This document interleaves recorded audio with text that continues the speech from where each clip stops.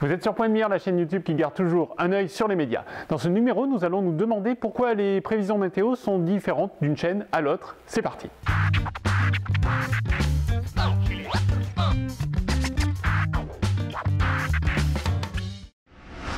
La réponse est simple, elles ne viennent pas du même prestataire et nous y reviendrons tout à l'heure. Il faut savoir que la météo reste le programme le plus regardé à la télévision française. La première météo à la télé française date de fin 1946, 10 ans après la BBC en Angleterre. Il faudra attendre 1958 pour que le bulletin météo devienne quotidien en France, une première dans le monde. La météo est intégrée au journal jusqu'en 1987, date à laquelle TF1 et Antenne 2 décident de le séparer par une page de publicité très lucrative. Demain, il fera beau sur la majorité du pays avec une petite perturbation qui arrive sur les Pyrénées et puis du vent jusqu'à 80 km/h. On va passer maintenant aux températures. Vous pouvez constater que... Oh putain, coupe! Pendant très longtemps, Météo France fournissait les prévisions à toutes les chaînes. Ce qui ne nous empêchait pas de trouver la météo de TF1 plus fiable que celle de France 2. Pourtant, les informations de base étaient les mêmes.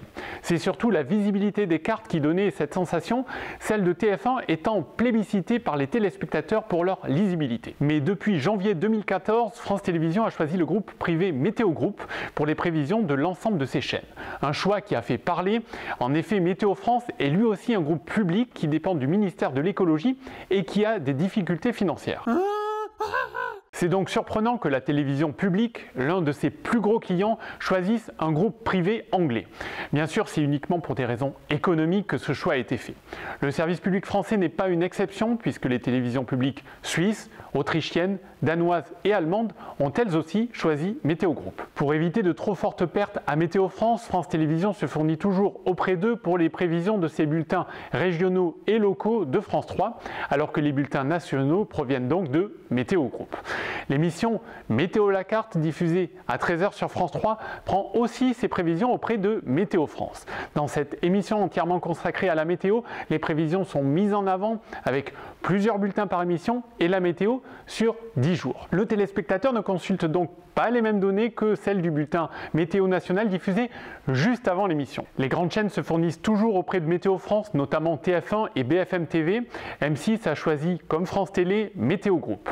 Le dernier fournisseur de prévision météo, c'est Météo Consult, qui fournit uniquement la chaîne spécialisée, la chaîne météo, dont il est le propriétaire.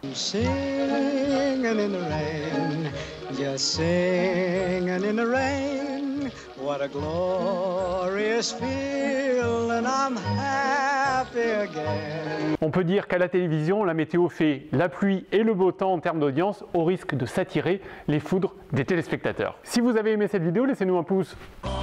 Vous pouvez aussi vous abonner à notre chaîne et n'hésitez pas à nous poser vos questions, mais aussi à nous suivre sur les réseaux sociaux, car pour vous, nous gardons toujours un œil sur les médias.